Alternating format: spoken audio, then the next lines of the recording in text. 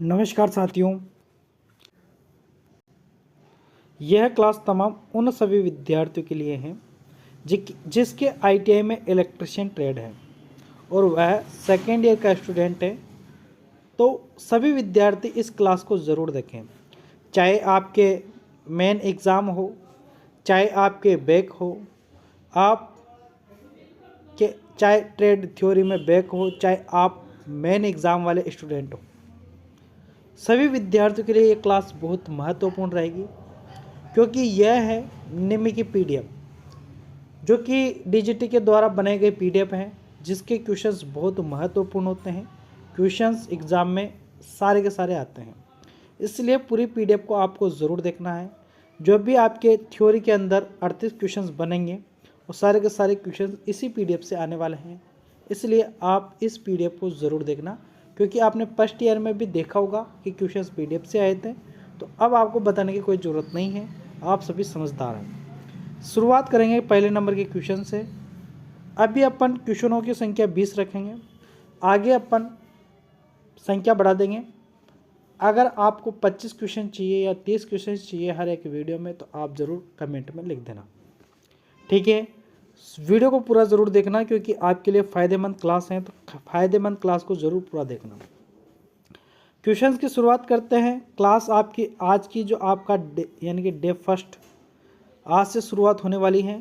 पहले दिन की पहले चैप्टर यानी कि पहला जो चैप्टर अपना है वह है डीसी जनरेटर। डीसी जनरेटर से संबंधित क्वेश्चंस की शुरुआत करते हैं। पहला क्वेश्चन आपके सामने जो कि यह है, डीसी जनरेटर में एक्स के रूप में चिन्हित भाग का नाम क्या है। देखिए यहाँ पर सबसे पहले बात तो यह है कि यह जो भाग आपको दिख रहा है इसका नाम क्या है। यह जो भाग है ना, ये कम्यूटेटर है, ये ध्यान रखना। क्या है ये? कम्यूटेटर। कम्यूटेटर का कार्य क्या होता है? तो एसी को डीसी में बदलना होता है और यह डीसी को एसी में भी बदलता है। यह मैकेनिकल मशीन होती है, ठीक है। यहाँ पर देखिए एसी को डीसी में कब बदलता है, तो एसी के डीसी में तब बदलता है जब यह जनरेटर के रूप में कार्य करता है, और डीसी को एसी में कब बदलता है, जब यह मोटर के रूप में कार्य करता है। इसके भागों की चर्चा करें तो देखिए यहाँ पर ये जो भाग है, यह जो भाग है ये कौन कौन से भाग है, तो यहाँ पर ये जो भाग है ये है इसकी कम्यूटेटर के खंड। ये क्या है? कम्यूटेटर के खंड है, इनको सेगमेंट कहा जाता है। यहाँ पर जो एक्स के भाग में पूछा जा रहा है यह है राइजर है। क्या है? राइजर है। तो यह है कम्यूटेटर, और कम्यूटेटर के भाग का जो ये नाम पूछा गया है यह क्या कहलाता है? राइजर कहलाता है। आर्मेचर कोर, देखिए ऑप्शन की बात करें तो आर्मेचर कोर इसको नहीं कहते हैं, ध्यान रखना। आर्मेचर की कोर यानी कि आर्मेचर जो होते हैं ना, जो आर्मेचर होता है, जो आर्मेचर होता है उसी को ही क्या कहते हैं? तो ये वाला जो हिस्सा है इसी को ही क्या कहते हैं? आर्मेचर कोर कहते हैं। ब्रश कहाँ लगते हैं? तो ब्रश की बात करें तो ब्रश इस जगह सेट होते हैं, तो यह ब्रश भी नहीं है, कार्बन के बने होते हैं ब्रश। ये क्या है? ये कम्यूटेटर राइजर है, ध्यान रखना। तो यहाँ पर अपना कौन सा आंसर सही होगा? सी, ठीक है। कम्यूटेटर खंड क्या है, जो कि मैंने आपको अभी बता दिए। दूसरे क्वेश्चन पर आते हैं। क्वेश्चन आपके सामने है, डीसी जनरेटर का नाम क्या है। देखिए यहाँ पर इन एरो पर ध्यान देना होता है। ये एरो अगर अलग अलग दिशा में तो ये डिफरेंशियल है, डिफरेंशियल तो है, लेकिन आपको ये भी ध्यान रखना है कि यहाँ पर जो ये शंट वाइंडिंग है ये लंबी है या छोटी है। तो आपको यहाँ पर आप देख पा रहे होंगे कि यहाँ पर यह जो शंट वाइंडिंग है ना, ये आर्मेचर के साथ भी समांतर में है और सीरीज के साथ भी समांतर में है, तो ये लंबी वाली है। अगर यह ओनली इसके साथ समांतर में होती, किसके साथ? आर्मेचर के, तो यह शॉर्ट होती, लेकिन यह दोनों के समांतर में है, तो यह कौन सी वाली वाइंडिंग होगी? तो ये लॉन्ग होगी। तो ये long shunt differential compound generator है, ठीक है। Long shunt differential compound generator इसको कहा जाता है, ये आप ध्यान रखना। अगला क्वेश्चन आपके सामने जो कि है डीसी जनरेटर में प्रेरित ईएमएफ की दिशा ज्ञात करने के लिए किस नियम का उपयोग किया जाता है? डीसी जनरेटर में प्रेरित ईएमएफ ज्ञात करने के लिए या ईएमएफ की दिशा ज्ञात करने के लिए किस नियम का उपयोग किया जाता है? तो ईएमएफ की दिशा ज्ञात करने के लिए अपन जो नियम यूज़ करते हैं, तो जब भी जनरेटर की बात करें तो फ्लेमिंग के दाहिने हाथ का नियम आएगा। ठीक है। नेक्स्ट क्वेश्चन आपके सामने, डीसी जनरेटर में उत्पन्न ईएमएफ की गणना करने के लिए किस सूत्र का उपयोग किया जाता है? तो यह सूत्र होता है फाई जेड एन पी। कहाँ लिखा हुआ है? यहाँ पर देखिए, यहाँ पर जेड ये नहीं होगा, ये भी नहीं होगा, फाई जेड एन पी बटा 60A ये अपना सही होगा। तो सी ऑप्शन यहाँ पर कंप्लीटली अपना क्या हो जाएगा? सही आंसर हो जाएगा, फाई जेड एन पी बटा 60A। ये ध्यान रखना। यहाँ पर कौन क्या होता है? देखिए, ये तो होता है पोल, यहाँ पर यह होता है समांतर रास्ते, यहाँ पर यह होता है स्लॉटों की संख्या, यह होती है गति, और यहाँ पर यह होते हैं फ्लक्स। ठीक है। आगे बात करते हैं अपन ईएमएफ की गणना करने का सूत्र क्या है? ईएमएफ की गणना करनी है बैक ईएमएफ की। कौन से ईएमएफ की? बैक ईएमएफ की गणना करने का सूत्र क्या है? तो बैक ईएमएफ की जो गणना करने का सूत्र होता है ना,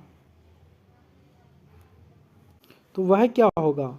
देखिए, यहाँ पर जो सी ऑप्शन में दिया है ना, बैक ईएमएफ बराबर वोल्टेज माइनस IARA, तो यही अपना क्या रहेगा? सही आंसर रहेगा।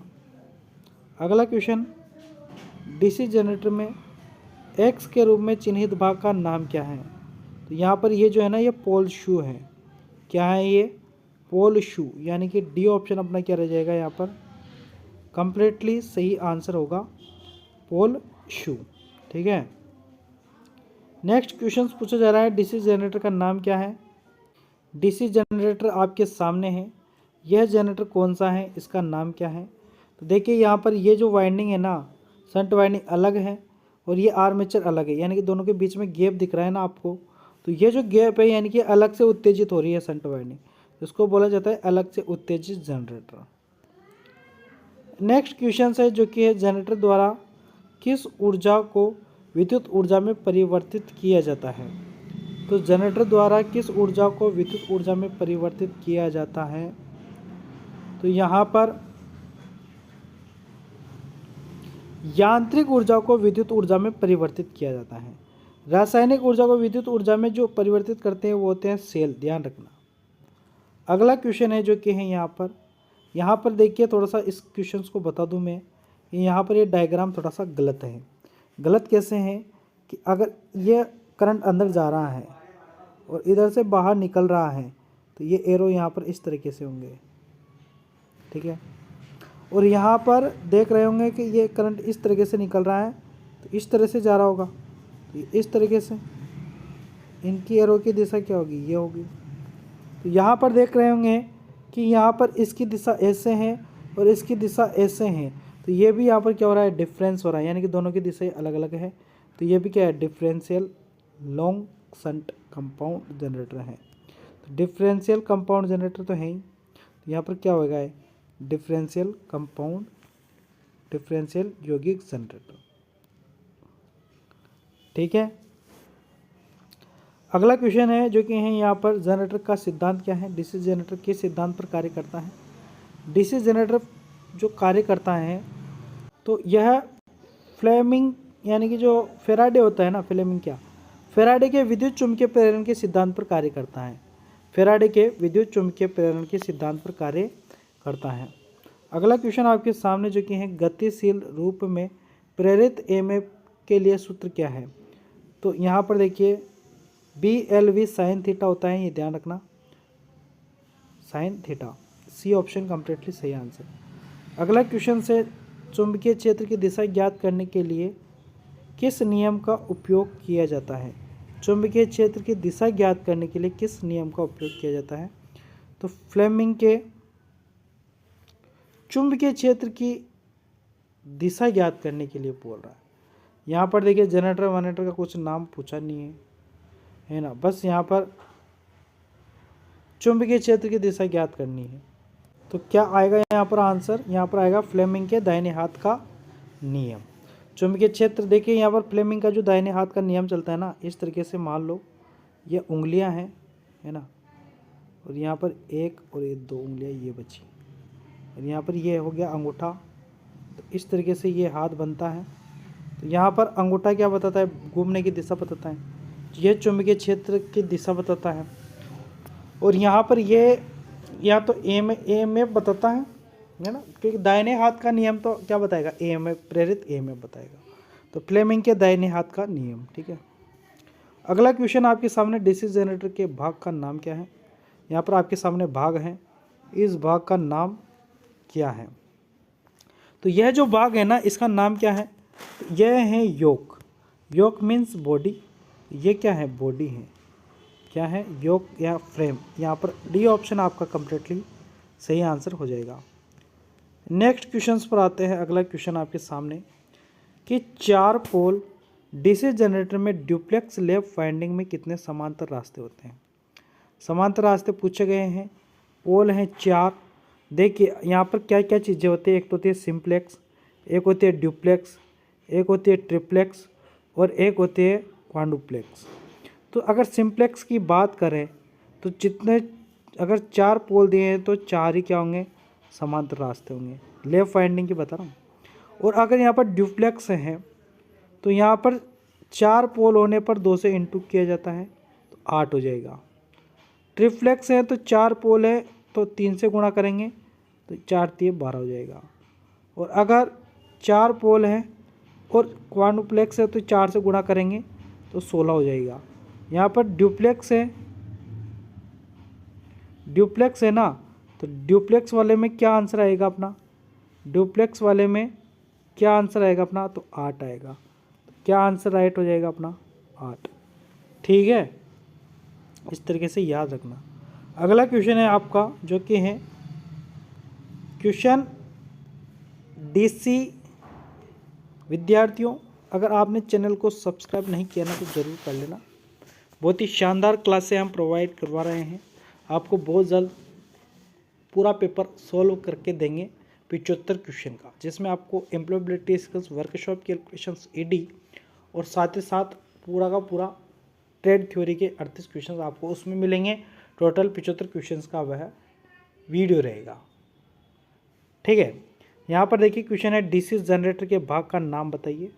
डीसी जनरेटर का ये भाग जो है इसका नाम क्या है, यह है आर्मेचर कोर। क्या है ये, आर्मेचर कोर लेमिनेशन है। अगला क्वेश्चन आपके सामने, डीसी जनरेटर में इंटरपोल कैसे जुड़े होते हैं। तो ये आर्मेचर के साथ श्रृंखला में जुड़े होते हैं, इन सीरीज विद आर्मेचर, यानी कि आर्मेचर के साथ श्रृंखला में जुड़े होते हैं। अगला क्वेश्चन से, एक स्वयं उत्तेजित डीसी जनरेटर में अवशिष्ट चुंबकत्व की आवश्यकता क्या है। एक स्वयं उत्तेजित डीसी जनरेटर में अवशिष्ट चुंबकत्व की आवश्यकता क्या है। तो यह वोल्टेज का निर्माण करने के लिए यूज किया जाता है। अगला क्वेश्चन आपके सामने है कि मशीन में वे कौन से 2 बिंदु हैं जो ब्रश संपर्क प्रतिरोध को मापते हैं। तो मशीन में वे कौन से 2 बिंदु हैं जो ब्रश संपर्क प्रतिरोध को मापते हैं। तो ये देखिए यहाँ पर ये कम्यूटेटर है ना, तो यहाँ पर ब्रश लग गए इस तरीके से दोनों तरफ। तो यहाँ पर अपन ब्रश संपर्क प्रतिरोध मापेंगे तो इस दोनों के बीच में यहाँ पर कितना संपर्क हो रहा है वही अपन को मापना है।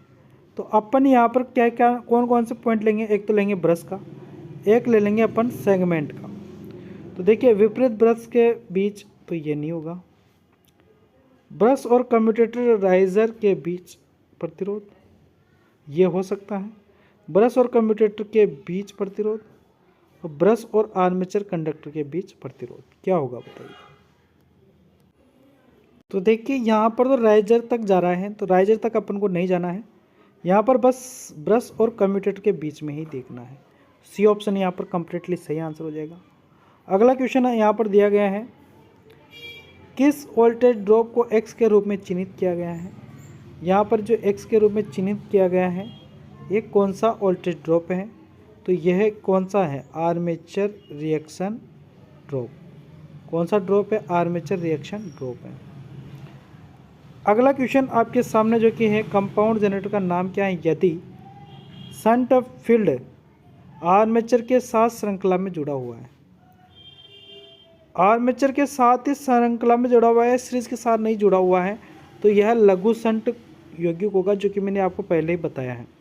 ठीक है, तो यहाँ पर आज के 20 क्वेश्चंस कंप्लीट होते हैं। मिलेंगे नेक्स्ट क्लास में फिर शानदार 20 क्वेश्चनों के साथ। चैनल को सब्सक्राइब नहीं किया तो कर लेना, वीडियो अपने मित्रों तक जरूर शेयर कर देना ताकि सभी विद्यार्थियों को इस क्लास के बारे में पता चले। ठीक है, धन्यवाद।